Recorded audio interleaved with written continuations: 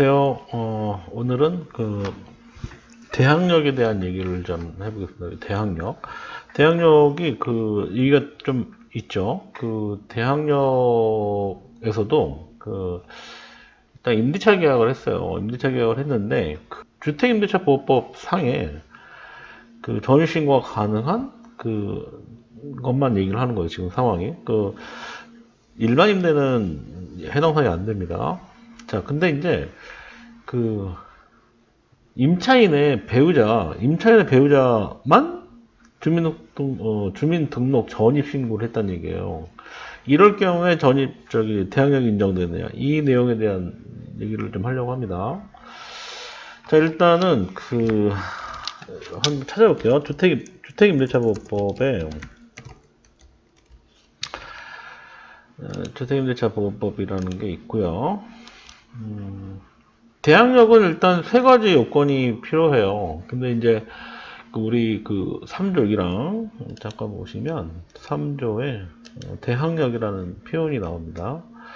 3조 1항 임차인이 등기가 없는 경우에도 임차인이 주택의 인도와 이게 와니까 엔드죠, 엔드. 인도와 주민등록을 마친 때 다음 날부터, 이 다음 날이 중요한 거예요. 제3자한테 효력이 발생한다. 이게 대항력이 생긴다는 얘기인 거고, 이 경우 전입신고 한 때 주민등록 된 것으로 본다. 자, 요게 이제 핵심입니다. 근데 여기 지금 보면, 임차인이라는 표현이 나와요. 그러니까, 임대라고 임차인 계약한 경우에 임차인이 주민등록을 해라. 이런 얘기인데, 임차인이 아니라 임차인의 가족인 배우자가 이제 전입신고를 했다는 얘기예요. 그래서 이 사건이 어떤 사건이냐. 이제 갑이 임차인이고, 을이 소유자입니다. 임대인이 되겠죠. 을소유의 주택에 대해서 임대차 계약을 체결하고 그의 그러니까 여기 그의 처라는 건 이제 임차인이 갑이라고 했죠.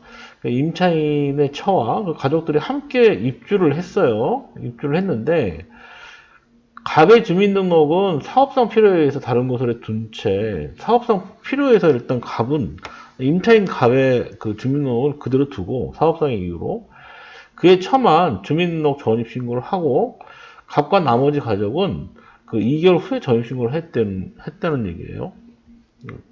그런데 그 사이에 이 주택 근저당권이 설정되고, 근저당권이라는 거는 임대인이 대출받았다는 뜻이죠.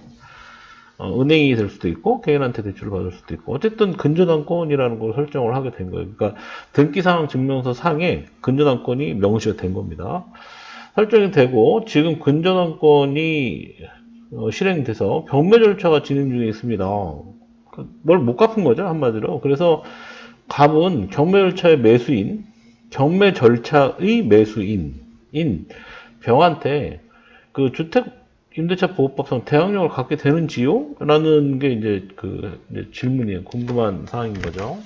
갑이 대항력이 있을까라는 얘기입니다. 자, 그래서 지금 화면상에 보면 대항력은 이렇게 된다고 돼 있어요. 지금 아까 설명드렸듯이 임차인 인도와 주민등록도 마칠 때, 자, 이제 여기에다가 또 추가적으로 우선 변제권이라는 게 있어요. 확정일자를 받으면 우선 변제가 생겨요. 그래서 보통 실무에서는 주택의 인도, 그 다음에 전입신고, 그 다음에 세 번째로 이제 확정일자를 받아라, 이렇게 보통 설명을 많이 합니다.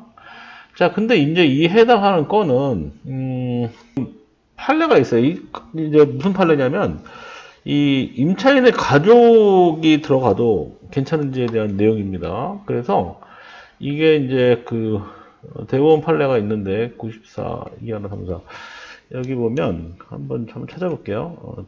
아까 찾아놨고, 네, 판례를 보면 저기 아래에 있어요. 보면 2134 결정이 있죠.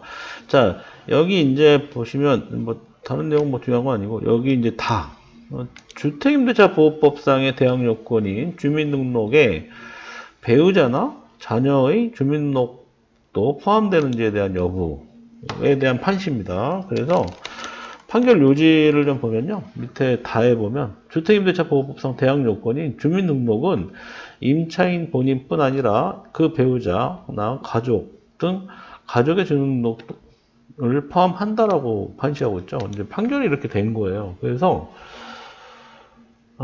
지금 이런 상황이고, 그래서 이제 그 위산에서 그 갑이 그 임차인 주택에 실제로 입주를 했어요. 그게 인도죠, 인도.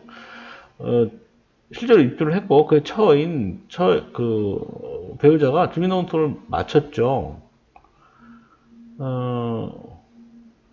설사 갑의 주민등록을 마치지 않았다 하더라도 이미 대항 요건인 주민등록을 마친 상태이고, 그 다음에 처에 주민등록 전입신고 시점 기준으로 대항력이 발생하기 때문에 그렇게 판단이 되는 겁니다. 그래서 이제 갑은 그 근저당권 실은행으로 이 주택을 경매열차에서 매수한 병에 대해서도 그 대항력이라는 것을 주장할 수 있을 것으로 보인다. 이렇게 설명을 합니다. 근데 이제 중요한 게 있어요. 제가 이제 아까 처음에 서두에 말씀드렸듯이 그 대항력이라는 건 세 가지 요건이 필요하다고 말씀드렸죠. 그게 주택의 인도와 주민등록 전입신고, 그 다음에 확정일자, 세 가지를 받아야 되는데, 아까 주택임대차보호법을 잠깐 보면, 여기서 법령으로 가야겠죠?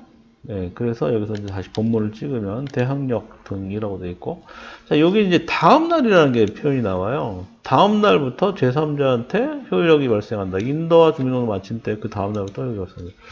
자, 이게 중요한데, 만약에 예를 들어서 뭐 그런 일이 사실 흔치는 않아요. 근데 이제 그런 경우도 분명히 있거든요. 뭐냐면은 임차인이 자기 보증금을 넣고 그날 이제 전입신고를 했단 말이에요. 그런데 여기 보면 그 다음날부터 효력이 발생하기 다음날 0시를 얘기하는 거예요. 12시 땅땡 치고 나서 그 시간을 얘기합니다. 그런데 근저당권이라는 것은 그날 효력 발생이에요. 당일 효력 발생. 예를 들어서 이사를 하는 시간이 뭐 오전에 이사를 했는데 그때 떼어봤을 때는 떼어온다는 건 이제 등기상 전부 증명서를 의미해요. 등기상 전부 증명서상에는 문제가 없어요, 전혀. 왜냐면 근저당이 없으니까. 깨끗하다 생각하고서 이제 들어간 거예요. 그런데 임대인이 예를 들어 나쁜 임대인이라고 가정할게요. 임대인이 그날 은행 대출 실행을 은행 대출이든 일단 근저당, 그러니까 대출 뭔가 돈을 빌렸다는 얘기죠. 돈을 빌리고 나서 거기다 근저당 설정을 서류를 줘서 근저당 설정을 했단 말이에요. 근데 그게 5시쯤에 들어갔다고 가정하죠. 오후 5시쯤에. 그러면 등기가 나는 거는 물론 등기관이 이제 처리를 하겠지만 등기의 효력 발생은 그 신청일 날 나옵니다. 그러니까 그 등기 신청을 하잖아요. 그럼 그날 그 효력 발생이에요. 그래서 근저당권이 그날부터 효력이 발생한다라는 얘기는 그 새로 들어가는 임차인이 2순위가 된다는 뜻이 되는 거예요. 그럼 경매에서 뒤로 밀려지게 되겠죠. 그러면 결국은 대항력이 없어지는 거예요. 그렇죠? 그래서 이제 이런 부분들이 임대차를 하고 대항력이 생기고 하는 그 과정들이 되게 중요하다라는 뜻입니다. 그래서 안전하게 이제 그런 이제 그 과정을 하려면 지금 말씀드리는 그런 내용들을 기본 정도는 알고 있어야 되는 거예요. 그러니까 임차인 입장에서도 그렇고, 임차인 입장에서는 보증금이 보통 작은 돈들이 아니잖아요. 특히 젊은 사람들은 보증금이 다인 경우가 되게 많아요. 실무에서 일을 하다 보면 그런 돈을 날리는 경우도 실제 봤거든요. 근데 아주 지금 말씀드렸던 그 기본만 정확하게 알고 지켰으면은 알고 이제 확실히 그 부분만 챙겼어도 문제가 없었겠죠. 요즘 특히 이제 전세 사기 관련된 부분들이 되게 얘기가 많은데 전세 사기 같은 경우는 이제 저 개인적인 생각입니다만 일단은 여기서 잠깐 한번 볼까요? 테크 시세라는 게 있어요. 테크 시세. 테크 시세. 그러니까 무슨 이야기냐면 공시 한마디로 지금 공시라고 해서 공개적으로 나타나 있는 금액이라는 게 있어요. 그러니까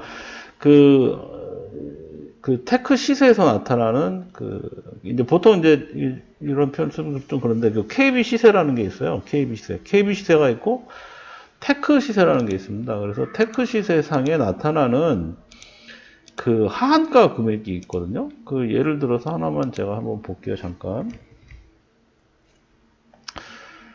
여기서 좀 보면 예를 들어서 오피스텔이 있을까요?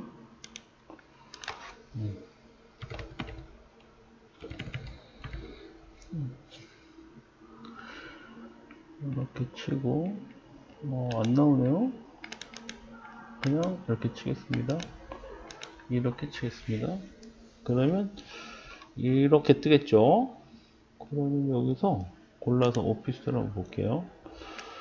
자, 예를 들어서입니다. 어디 특정 저기를 한 게 아니라 하나만 이렇게 볼게요. 자, 이렇게 보면 이 건물에 해당하는 사이즈가 이제 이렇게 두 가지가 있다는 뜻이에요. 그러니까 29제곱미터랑 59 이렇게 두 개가 있는데 여기 보시면은 지금 매매가 하한가 기준이 있어요. 매매 하한가의 기준이 있다. 그러면은 이제 보통 매매 하한가 기준에서 90% 안에 그 돈이 들어가야 돼요. 예를 들어서 지금 전세 계약을 진행하려고 한다 그러면 이거 대충은 알고 있어야 돼요. 왜냐면은 이거를 모든 부동산이 다 알고 있는 건 아니거든요. 물론 대부분의 부동산에서 알고 계시지만 이렇게 한번 계산을 해 볼게요. 예를 들어서 1억 3 여기 하한가가 지금 1억 이게 1.5룸 사이즈인데 1억 3,500이죠. 곱하기 0.9는 이렇게 되죠. 1억 2,150. 전세 보증금은 1억 2천 이상을 쓰면 LH 보증이 그러니까 허그에서 보증서가 안 나온다. 이렇게 보시면 되는 거예요.